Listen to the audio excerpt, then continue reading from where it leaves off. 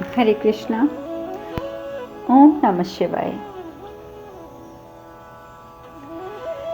कल हम कथा में चर्चा कर रहे थे कि किस प्रकार से माता पार्वती इस बात से बिल्कुल भी प्रसन्न नहीं है कि उनका पुत्र जो है वो असुरों के साथ युद्ध करने के लिए सक्षम बन सके, तैयार हो सके, एक योद्धा बन सके। वो घबरा गई थी, इस असुर को देखकर घबरा गई थी। आदि शक्ति होने के बावजूद वो घबरा गई थी और तभी उन्होंने महादेव को कहा था कि स्वामी, हम आदि शक्ति बाद में हैं, परंतु पहले हम माँ हैं, पहले हम माँ हैं। महादेव ने कितना समझाया कि देखो पार्वती, ये तुम्हारा और मेरी शक्तियों का अंश है और इस संसार में ऐसा कोई नहीं है जो हमारे पुत्र का अहित कर सके। और यदि किसी ने अपने मन में ये विचार भी उत्पन्न किया तो उसका अंत निश्चित है। इसीलिए तुम्हें बिल्कुल भी चिंतित होने की आवश्यकता नहीं है और तुम्हारी हर शंका को दूर करने के लिए मैं कार्तिकेय को स्वयं प्रशिक्षण दूंगा, सर्वोच्च प्रशिक्षण दूंगा। मैं इसे निपुण बनाऊंगा। किंतु ज्ञात रहे पार्वती, जब तक कठोर परिस्थितियों का सामना ये नहीं करेगा तब तक इसे अपनी शक्तियों और वीरता का आभास भी नहीं होगा। तो ये सब बातें अनिवार्यता हैं इसके उद्देश्य की पूर्ति हेतु। माता पार्वती कहती है, नहीं स्वामी, नहीं, आज आपके ये आश्वासन एक माँ के हृदय के कंपन को शांत नहीं कर सकते। आज इस असुर को देखकर हम बहुत चिंतित हुए हैं महादेव, और आप आज हमें जितने भी आश्वासन दे रहे हैं वो आश्वासन आज हमें निश्चिंत नहीं कर पाएंगे, हमें क्षमा कर दीजिए। और ये कह के वो कार्तिकेय का हाथ पकड़कर वहाँ से चल पड़ती हैं। ऊपर आसमान से जो देवता ये सब देख रहे हैं, अब वो फिर चिंतित। देव राजेंद्र कहते हैं कि हमारी समस्याओं का तो अंत निकट भविष्य में नहीं होने वाला। हमें तो कुछ नज़र नहीं आ रहा है। हमारा एक संकट का अभी निदान होता नहीं कि दूसरा संकट स्वयं उत्पन्न हो जाता है। ऐसा प्रतीत होता है कि अब तो हमें हर सारी बातों को त्याग करना, ऐसे ही नारकीय जीवन जीने के लिए समझौता कर लेना चाहिए। हमारा उद्धार तो अब होने से रहा। एक हमें महादेव के पुत्र पर भरोसा था कि महादेव का पुत्र होगा तो हमें इन सब चीज़ों से निजात मिलेगी, लेकिन हमें नहीं लगता कि माता पार्वती उसे योद्धा बनने भी देंगी। सभी देवता परेशान। नारद मुनि कहते हैं, नारायण नारायण नारायण नारायण, आपको चिंतित होने की आवश्यकता नहीं है। जैसे ही नारद मुनि ये कहते हैं, देवराज इंद्र तो क्रोधित हो जाते हैं। कहते हैं, आप जानते भी हो कि शरणार्थी जीवन क्या होता है? आप जानते भी हैं कि जब अपना लोक छिन जाता है और जब एक व्यक्ति जब शरणार्थी बन जाता है तो क्या उसकी जिंदगी होती है? आपने देवर्षि ये चीज़ें भुगती नहीं है, इसलिए आप हमें नहीं समझ सकते। आप हमारी समस्याओं को नहीं समझेंगे, तभी आपने तुरंत कह दिया कि चिंतित होने की आवश्यकता नहीं है। ऐसी बातें सुनकर नारद मुनि कहते हैं कि देवराज इंद्र, मेरा तात्पर्य ये नहीं था। मेरा तात्पर्य केवल इतना है कि महादेव पर विश्वास रखिए। यदि उन्होंने दायित्व लिया है तो वो उसका निर्वाह करेंगे। सब कुछ उनकी इच्छा से आज तक फलीभूत होता आया है और आगे भी होता रहेगा। मेरा कहने का सिर्फ इतना तात्पर्य है। मैं आपकी पीड़ा से भली भांति जानता हूँ, मैं उससे अनभिज्ञ नहीं हूँ, परंतु आपको महादेव पर विश्वास रखना चाहिए। देवराज, मैं सिर्फ इतना कहना चाहता हूँ। उधर माता पार्वती कार्तिकेय के साथ बहुत कोशिश करती हैं, बातें करें, उसका मन बहलाएं, सब कुछ करें, लेकिन कार्तिकेय का मन कहीं नहीं लगता। भोजन करने के लिए बुलाती हैं माता पार्वती तो वो भोजन नहीं करता। दोबारा बुलाती हैं तो गुस्से से कह देता है जब इच्छा होगी ना मैं कर लूँगा। माता पार्वती को कुछ समझ नहीं आता कि सुबह से ये भूखा बैठा है, इसे मैं खाना खिलाऊं तो कैसे खिलाऊं। आंखें बंद करती हैं, आंखें बंद करके सोचती हैं, देखती हैं कि कृतिकाएं इसे कैसे भोजन कराती थी। तो वो देख लेती हैं माता पार्वती कि ये माताओं का रोना नहीं देख सकता। बस अब ये बात जैसे माता पार्वती को पता चल जाती है तो वो क्या करती हैं कि वहीं एक शिला पर बैठकर भोजन की थाली हाथ में लिए हुए रोना शुरू कर देती हैं। तो झूठ मूठ रोती हैं तो कार्तिकेय आता है, माता रोइए मत, हम भोजन ग्रहण कर लेंगे, आप रोइए मत। और चुपचाप वो खाना खा लेता है। पार्वती अपने हाथों से खाना खिलाती है, पार्वती माता के हाथों से खाना भी खा लेता है। परंतु जिस प्रकार से वो बार बार माता पार्वती को माता कहता है, माता पार्वती को बहुत तकलीफ होती है। माता पार्वती कहती हैं कि तुम कब हमें स्वीकार करोगे पुत्र, कब तुम्हें हमें अपनी माँ कहोगे, कब तुम हमें अपनी माँ मानोगे। कार्तिकेय कहता है कि नहीं, मैं आपको माँ नहीं कहूँगा, आप मेरी माता हैं। माँ तो मेरी वो 6 कृतिकाएं थीं और वही रहेंगी, आप सिर्फ मेरी माता हैं और आप माता रहेंगी। माता पार्वती बहुत रोती हैं। भगवान शिव आ जाते हैं, माता पार्वती को चुप कराते हैं, आंसू पोंछते हैं। माता पार्वती कहती हैं कि स्वामी, अपने पुत्र द्वारा माँ के संबोधन से वंचित होना दुख का पर्याप्त कारण नहीं है क्या? भगवान शिव कहती हैं ये जीवन का यथार्थ है पार्वती, जीवन का यथार्थ। कार्तिकेय भी बालक है और जिन परिस्थितियों के कारण वो कृतिकाओं को अपनी माँ मानता है, अपनी माँ मानता आया है, वैसी परिस्थितियां अभी तुम्हारे और कार्तिकेय के जीवन में उपस्थित ही नहीं हुई हैं, अभी तो उत्पन्न ही नहीं हुई हैं। अभी समय लगेगा पार्वती, समय लगेगा।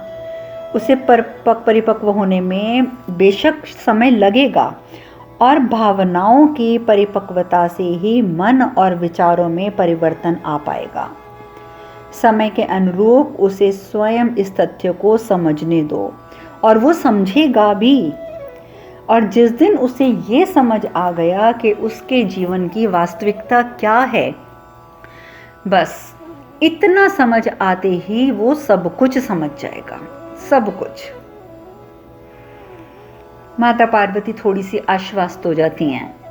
उधर दूसरी ओर ताड़कासुर को जब बलवानल के अंत की सूचना मिलती है, पर देखिए अपनी तरफ से ताड़कासुर ने कितने भयंकर असुर को भेजा था। उसे पूरा विश्वास था कि माता पार्वती, महादेव, कार्तिकेय सबको मार डालेगा ये। और जब उसी के ही अंत की सूचना उसे मिलती है तब भी उसके ऊपर, उस मूढ़ बुद्धि के ऊपर कुछ असर नहीं होता। उल्टा पलट के कहता है कि अपने एक सेनापति के हनन हो जाने से मैं विचलित होने वालों में से नहीं हूँ। एक अगर सेनापति का हनन हो भी गया तो मेरे पुत्रों, तुम क्या समझते हो कि मैं विचलित हो जाऊंगा, घबरा जाऊंगा? नहीं पुत्रों नहीं, बल्कि मैं तुम्हें कहता हूं कि युद्ध भूमि में शिव के सम्मुख होने के लिए तत्पर हो जाओ। जैसे ही ये बात सुनता है विद्वानमाली सबसे आगे आके बोलता है, पिताजी हमने आपको कितनी बार बताया है ना कि वर्षों की तपस्या के बाद हमने महादेव से वरदान प्राप्त किया है और अब हम कोई अधर्म करके उस वरदान से वंचित नहीं होना चाहते। सो इस कार्य में हम आपकी कोई सहायता नहीं करेंगे पिताजी, आप बार बार हमसे क्यों अपेक्षा रखते हैं? ताड़कासुर को बड़ा क्रोध आता है। ताड़कासुर कहते हैं कि तुम तीनों को क्या लगता है, क्या लगता है तुम तीनों को कि अगर तुम तीनों हमारा साथ छोड़ दोगे तो हम, यानी कि ताड़कासुर तुम्हारा पिता, अशक्त हो जाएगा? नहीं पुत्रों नहीं, हम सक्षम थे, सक्षम हैं और सक्षम रहेंगे। अब देखते जाओगे हम क्या करते हैं। और वहां से ताड़कासुर निकल जाता है। पर तीनों पुत्र हाँ नहीं करते कि पिताजी हम कोई सहायता करेंगे। क्योंकि तीनों पुत्र ये समझ चुके हैं कि जिस दिन उन्होंने भगवान शिव के विरुद्ध जाकर अपने पिता का साथ दिया तो उसका वरदान जो है वो निष्फल हो जाएगा। और उधर दूसरी ओर महादेव कार्तिकेय से कहते हैं, एक दिन के कार्तिकेय, तुम्हारे जीवन के उद्देश्य और कर्तव्यों की परिधि से अवगत होने का समय आ गया पुत्र। अब मैं चाहता हूँ कि तुम्हें तुम्हारे कर्तव्यों से अवगत कराऊं, मैं तुम्हें तुम्हारे उद्देश्य बताऊं। मैं ये समय तुम्हारे ज्ञानोदय का समय है, पर ये तभी संभव होगा पुत्र जब तुम अपनी इच्छा से अपने जीवन के तथ्यों से सन्मुख होना चाहोगे। और ये निर्णय मेरा नहीं होगा, कदापि ये निर्णय मेरा नहीं होगा, ये निर्णय तुम्हारा होगा। ये निर्णय सिर्फ और सिर्फ तुम्हारा होगा पुत्र। तुम्हारी अनुमति के पश्चात ही मैं तुम्हारा प्रशिक्षण आरंभ करूंगा। और जब तुम चाहोगे कि तुम अपने जीवन के उद्देश्यों और कर्तव्यों से अवगत हो, जब तुम्हारे अंदर ये इच्छा जागृत होगी, जब तुम निर्णय ले लोगे, तभी मैं उनसे तुम्हें अवगत कराऊंगा, उससे पूर्व नहीं कराऊंगा। सो इसलिए मैं हर निर्णय तुम पर छोड़ता हूँ पुत्र। तुम जैसा चाहो वैसा मुझे बताना। कार्तिकेय कहता है, मैंने निर्णय ले लिया है पिताजी, मैंने निर्णय ले लिया है। मैं अपने जीवन के उद्देश्य से अवगत होना चाहता हूँ। मैं ये जानना चाहता हूँ कि मेरे जीवन का उद्देश्य क्या है, मेरे इस जन्म का उद्देश्य क्या है, आप मुझे बताइए। भगवान शिव कहते हैं, कार्तिकेय, तुम्हारे उद्देश्य से पूर्व तुम्हारे लिए ये जानना अति अनिवार्य है कि तुम्हारी उत्पत्ति का कारण क्या है। अगर तुम्हारा जन्म हुआ है, उद्देश्य तो बाद की बात है, पर तुम्हारा जन्म क्यों हुआ, तुम्हारी उत्पत्ति क्यों हुई, ये जानना पहले ज्यादा जरूरी है। क्या तुम ये जानना चाहोगे? कार्तिकेय हाँ करते हैं कि हाँ, मैं जानना चाहता हूँ। भगवान शिव अपने त्रिनेत्र में से एक ज्योति प्रकट करते हैं और वो ज्योति एक पर्वत श्रृंखला के ऊपर जाकर रुक जाती है और वहाँ पर चलचित्र की तरह वो सब कुछ दिखना शुरू हो जाता है जो भगवान शिव कार्तिकेय को दिखाना चाहते हैं। कार्तिकेय को सब नजर आता है, ताड़कासुर, उसकी भक्ति, किस प्रकार से उसने भक्ति से महादेव को प्रसन्न किया, महादेव ने वरदान दिया और उसने क्यों ये वरदान मांगा कि मेरी मृत्यु आपके पुत्र के हाथों ही हो, क्योंकि पुत्र वो जानता था कि मैं बैरागी हूँ, ना मेरा विवाह होगा, ना पुत्र होगा और ना उसकी मृत्यु होगी। बहुत चालाक था वो। और इस वरदान के बाद उसने किस प्रकार संसार पर अत्याचार करे और इस समस्या का समाधान सिर्फ एक था, ताड़कासुर का अंत, और पुत्र का जन्म अनिवार्य हो चुका था, क्योंकि ये निश्चित था कि उसकी मृत्यु सिर्फ और सिर्फ मेरे पुत्र के हाथों होगी। सो पुत्र का जन्म होना भी अनिवार्य हो गया। देखो पुत्र, ताड़कासुर भयभीत अवश्य है, पर उसके आचरण में कोई सुधार नहीं है, कोई सुधार नहीं है। समस्त संसार प्रतीक्षारत है कि तुम कब इन्हें मुक्ति दिलाओगे, ताड़कासुर के अत्याचारों से कब इन्हें मुक्ति दिलाओगे। और ये एक एक चीज चलचित्र की भांति उस पर्वत श्रृंखला पर कार्तिकेय को दिखाई देती है। कार्तिकेय ताड़कासुर को भी देखता है, कार्तिकेय उसके अत्याचारों को भी देखता है, और वो ये भी देखता है कि कार्तिकेय द्वारा ही वो भयंकर एक असुर भेजा गया था, ताड़कासुर द्वारा भेजा गया था कार्तिकेय का वध करने के लिए। ये सब कुछ देखने के बाद कार्तिकेय घबरा जाता है, भयभीत हो जाता है। वो कहता है, पिताजी, युद्ध और मैं, और वो भी इस असुर से? नहीं पिताजी, मैं अभी बहुत छोटा हूँ। आपने देखा नहीं कि वो असुर कितना विशाल, क्रूर और भयानक है? नहीं पिताजी नहीं, मैं असुर से युद्ध नहीं करूंगा, नहीं बनना मुझे कोई योद्धा वोद्धा। मुझे कुछ नहीं करना, मैं असुर से युद्ध नहीं कर सकता, ये मेरा निर्णय है। भगवान शिव कहते हैं कि योद्धा तो तुम्हें बनना होगा, क्योंकि योद्धा बनना तुम्हारे जन्म से पूर्व ही निर्धारित है, इसलिए तुम्हें योद्धा बनना पड़ेगा और उस दुष्ट ताड़कासुर का वध करना और संसार की रक्षा करना जो तुम्हारा दायित्व है उसे तुम्हें पूर्ण करना होगा, क्योंकि वो तुम्हारा दायित्व है। कार्तिकेय कहते हैं कि वो किस लिए?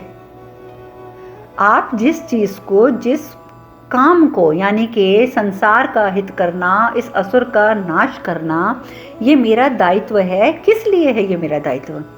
सिर्फ इसलिए क्योंकि मैं आपका पुत्र हूं, और मैं आपका पुत्र हूं इसलिए ये मेरा दायित्व हो गया कि मैं अब इस ताड़कासुर का वध करूंगा। शिव कहते हैं नहीं पुत्र, सिर्फ इसलिए नहीं कि तुम मेरे पुत्र हो, अपितु इसलिए क्योंकि ये समस्त संसार के उद्धार का निर्वाह करने हेतु तुम सक्षम हो। सिर्फ और सिर्फ तुम सक्षम हो, इसीलिए तुम्हारा दायित्व है कि तुम ताड़कासुर का वध करके संसार को इस मुसीबत से मुक्ति दिलवाओ। इसलिए नहीं कि तुम मेरे पुत्र हो, बल्कि इसलिए क्योंकि तुम सक्षम हो। कार्तिकेय कहते हैं नहीं नहीं पिताजी, मैं सक्षम नहीं हूं, नहीं हूं मैं सक्षम, नहीं कर सकता मैं युद्ध, नहीं बन सकता मैं योद्धा, और मैं बनना चाहता भी नहीं हूं, आप मुझसे ये अपेक्षा ना करें। और ये कहता हुआ कार्तिकेय वहां से चला जाता है। उधर ताड़कासुर, अब उसे कुछ नई चाल सोचनी पड़ेगी कार्तिकेय का वध करने के लिए। ऐसे जब उसे कुछ समझ नहीं आता, जब उसने ये भी देख लिया कि उसका असुर जो था, जो सबसे भयंकर असुर था, उसको भी वध कर दिया गया है, तब उसने क्या किया कि ब्रह्मा जी की तपस्या करनी शुरू कर दी जंगल में जाके। एक पांव पे खड़ा होके ओम ब्रह्म देवाय नमः, ओम ब्रह्म देवाय नमः, जब उसने जाप करना शुरू किया, देवता चिंतित। उनकी चिंता हो तो होनी जरूरी थी ना, कि देखिए उधर माता पार्वती भी नहीं चाहती कि योद्धा बने, इधर कार्तिकेय ने भी मना कर दिया कि मैं योद्धा नहीं बनना चाहता, और इधर ताड़कासुर जो है वो ब्रह्मा जी की तपस्या में लीन हो गया है। तो नारद मुनि कहते हैं कि इंद्रराज, ये जो ताड़कासुर है ना, अभी ये लघुत्तर तप में लीन है, और इस तप की विशेषता ये है कि ये तप बहुत ही जल्दी वरदान देने के लिए फलीभूत हो जाता है, और इस समय वो कार्तिकेय रूपी संकट का समाधान ढूंढ रहा है, और अपनी विकृत और दूषित मानसिकता के कारण उसने ये लघु नीति अपनाई है कि ये लघुत्तर जाप करूंगा, लघुत्तर तप करूंगा, जल्दी ही ब्रह्मा जी को प्रसन्न करके वरदान लूंगा। इंद्रदेव बड़े हैरान होते हैं। इंद्रदेव कहते हैं तो क्या ब्रह्मदेव सारी स्थिति से अवगत होते हुए भी इस असुर को वरदान दे देंगे, जानते हुए भी कि हम अपने लोक से निष्कासित हो चुके हैं, जानते हुए भी कि ताड़कासुर कितने अत्याचार कर रहा है, तो क्या वो इस असुर को वरदान दे देंगे? नारद मुनि कहते हैं देवराज इंद्र, ब्रह्मदेव के पास और कोई विकल्प भी तो नहीं है। भगवान और भक्त के मध्य में एक प्रतिबंध होता है, और इस मर्यादा का उल्लंघन कोई नहीं कर सकता, साक्षात ब्रह्मदेव भी नहीं कर सकते। सो उन्हें अब वरदान तो इन्हें देना ही पड़ेगा ताड़कासुर को। देवराज इंद्र तो अपने माथे पे हाथ रखकर बैठ जाते हैं, उन्हें कुछ समझ नहीं आ रहा कि अब क्या होगा। उधर कार्तिकेय बहुत परेशान जब अपने जहाँ माता पार्वती खाना बनाती हैं वहाँ बैठी होती हैं, और नंदी भी वहीं होते हैं, वहाँ से निकलता है, तो नंदी महाराज देखते हैं कि कार्तिकेय तो बड़ा अनमना सा कहीं जा रहा है। पहले उन्हें लगता है कि शायद वो मतलब नंदी जी से वार्तालाप करने आ रहा है, पर वो देखते हैं नंदी जी कि इसने तो मुझसे भी बात नहीं करी और ये चुपचाप आके निकल गया। तो नंदी देव के मन में आता है, नंदी महाराज सोचते हैं कि मुझे कार्तिकेय से पूछना चाहिए कि कुमार क्या कारण है, तुम इतने चुप क्यों हो, परेशान क्यों हो, व्यथित क्यों हो। पर फिर पता नहीं क्या सोचकर नंदी महाराज सोचते हैं कि नहीं, इससे अच्छा तो मैं महादेव के पास चलता हूँ, उन्हीं से पूछता हूँ कि कारण क्या है, क्योंकि अभी अभी तो कार्तिकेय जो थे वो महादेव के पास थे। नंदी जी फटाफट चलते हुए महादेव के पास पहुंचते हैं। भगवान शिव कहते हैं, मुझे पता था नंदी, मुझे पता था कि तुम अवश्य आओगे, क्योंकि मेरे पुत्र के प्रति तुम्हारे अंदर जो प्रेम है उसका आभास है मुझे नंदी। पर सत्य तो ये भी है कि मैं तुम्हारी ही प्रतीक्षा कर रहा था, तुम्हारी प्रतीक्षा। नंदी कहते हैं, प्रभु कुमार के मुख का तेज, चपलता, नटखटता, ये सब इतनी धूमिल क्यों प्रतीत हो रही है? कुमार तो कुमार नहीं लग रहे, क्या हुआ कुमार को? इधर से नंदी महाराज महादेव से पूछ रहे हैं कि कुमार तो कुमार नहीं लग रहे, ये चिंतित क्यों लग रहे हैं। उधर यही बात माता पार्वती जब कार्तिकेय को बोलते हैं, कार्तिकेय आओ, सही समय पे आयो, देखो हमने तुम्हारे लिए कितनी अच्छी अच्छी चीजें बनाई हैं भोजन में। जब कार्तिकेय कोई जवाब नहीं देते, चुपचाप बैठ जाते हैं, तो माता पार्वती भी यही प्रश्न करती हैं कि क्या हुआ पुत्र, क्या हो गया तुम्हें, तुम इतने चिंतित क्यों लग रहे हो, बताओ क्या हुआ। तो जैसे ही माता पार्वती पूछती हैं तो कार्तिकेय कहते हैं, माता आप दोनों मुझे यहाँ किस लिए लाए थे? आप दोनों मुझे यहाँ इसलिए नहीं लाए थे कि आप मुझे प्रेम करते हैं, बल्कि आप दोनों मुझे योद्धा बनाने के लिए यहाँ लाए थे। आपकी सिर्फ यही मंशा थी कि आप मुझे योद्धा बना दें। माता पार्वती जब ये बात सुनती हैं तो उनको एकदम झटका लगता है कि ये क्या बात कह रहे हैं कार्तिक, कि हम प्रेम नहीं करते, हम सिर्फ एक उद्देश्य की पूर्ति हेतु, उसे योद्धा बनाने हेतु यहाँ लेके आए हैं। माता पार्वती को ये बात सुनकर बहुत तकलीफ होती है। वो कहती हैं कि नहीं पुत्र नहीं, ऐसा नहीं हो सकता, तुम ये बातें क्यों सोच रहे हो?